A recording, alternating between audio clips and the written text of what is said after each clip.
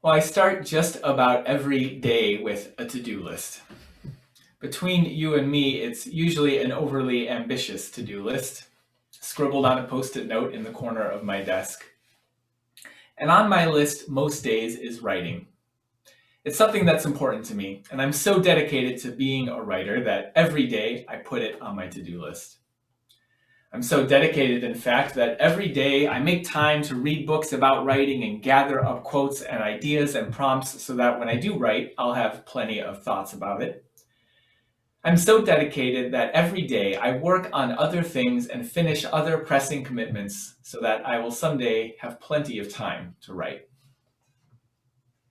I am so dedicated that one of these days, surely, I will start writing. One of my favorite authors, Anne Lamott, talks about how hard it is, in fact, to just sit down every day and put your butt in the chair and write. She says the discouraging voices will hound you. This is all piffle, they will say. And they may be right. What you are doing may just be practice. But this is how you're going to get better. Some of the best writing advice I ever got was from a teacher who told me, for now, don't write. Just write what you would write if you were going to write. I sometimes feel like in all the years since I got that advice, I haven't actually written anything since. But I have written a lot about what I would write if I did. You might call this the practice of practicing, learning how to practice. It's hard to get started with creative endeavors like writing or music or justice work. It's hard to get started because the world as we would like it to be is so far from where we are. Perhaps the person we would like ourselves to be feels too far from where we woke up this morning. The end product just feels too impossibly far away from our ugly first drafts. The demons of perfectionism stand in the way of good writing just as they stand in the way of creative risk-taking in general. Which is unfortunate because we know that creating a life for yourself that doesn't yet exist requires some creative risk-taking. In anxious and uncertain times like these, just showing up as your best self every day requires setting aside those discouraging voices that hound us. And just imagining a world of justice and equity and compassion, imagining that world that we've envisioned in our hearts and articulated in our principles, well, that world is so far from the world we see around us now. Well, it means setting aside those voices that say your efforts are just piffle. When the demons of perfectionism show up like this, I try to practice the practicing of showing up for myself and for others. Musicians know something about practicing. One of the requirements for all students at Berklee College of Music, where I attended years ago, is 4 semesters of ear training. Ear training is learning to sight sing music just by reading the notes on the page, or learning to transcribe and write down the music just by listening to the song. Now, when I began school, I knew that there certainly were people who were capable of this kind of magic, but to me, it seemed like some Harry Potter nonsense. Like, you may as well ask me to sit at my desk and use my conductor's baton to turn my drums into a frog or make a feather float in the air. On the first day of ear training class, I remember a sort of nervous silence among all of us new students. Silence, well, except for one student who was quite vocal in his nervousness. This one student interrupted the teacher in the first few minutes of class to share that he was worried the class was going to be too advanced for him. He wanted to make it clear that he knew, in fact, not a single thing about ear training. The teacher kindly paused his introductions to respond.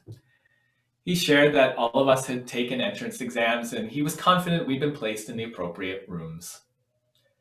The teacher tried to continue, but was interrupted again. Well, the man said, is this the very lowest class, though? Because I need to be in the very lowest class. Our poor teacher looked around the room a little nervously. You could tell he didn't really want to answer that yes, we were in fact a class of the very most basic students. Well, it is ear training 101, he said, so it is the lowest. There is, I guess, a class for people that have previously failed the 101, but you all are just about the lowest. Now, some of the other students in the class giggled a little bit at this man's anxieties. I was kind of glad to hear, though, that someone was actually questioning what felt like the absurd notion that sight singing could even be taught. I don't know what happened next for that student, but he never came back to our class. Not because anything we did on that first day was in fact too hard for him, I'm sure of it, but I think because he lacked a belief that improvement was even possible. I kept going, thinking that if generations of students had done this before me, it must be possible somehow, and I made a commitment to at least practice the material. I've always thought of this other student, though, who gave up before he'd started.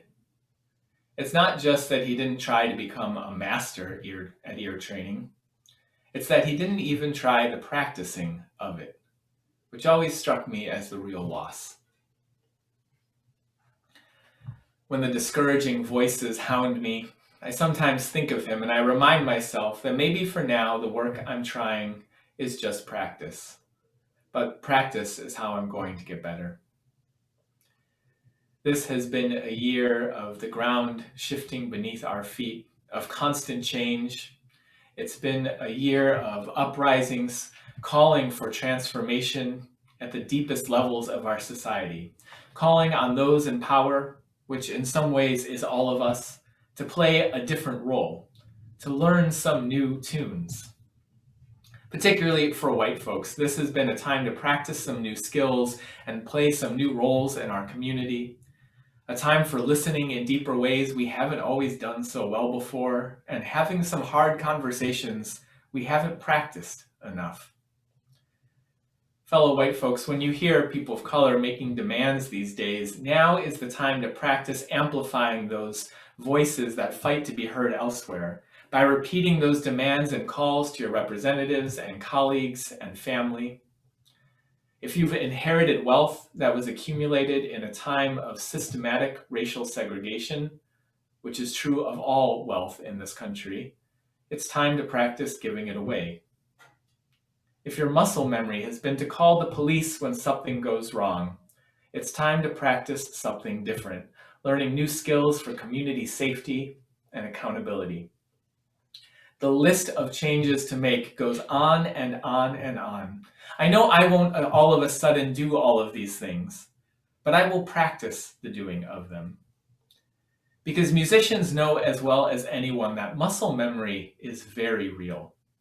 That consistent practicing changes the very structure of our brains, rewiring our circuitry, forging new connections and new possibilities.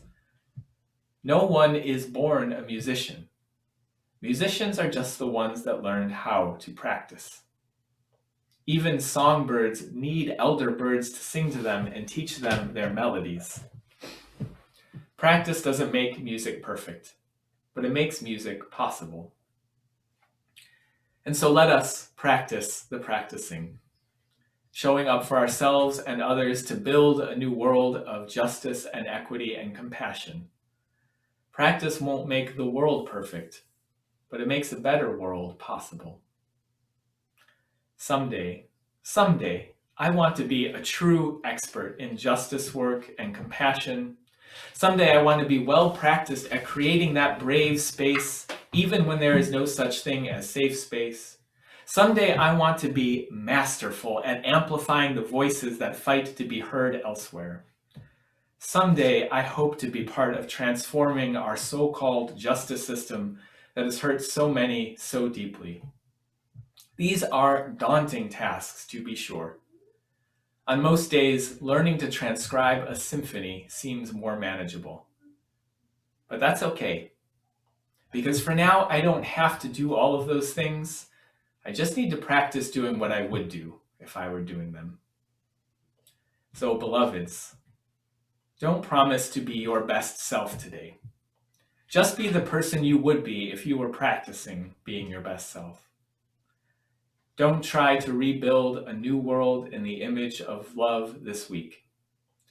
Just practice doing what you would do if you had committed to such things. You have the right to start somewhere and continue to grow. We all have the responsibility to examine what we think we know. And so let us start together. Let us grow together, and let us practice together. May it be so, and may we make it so.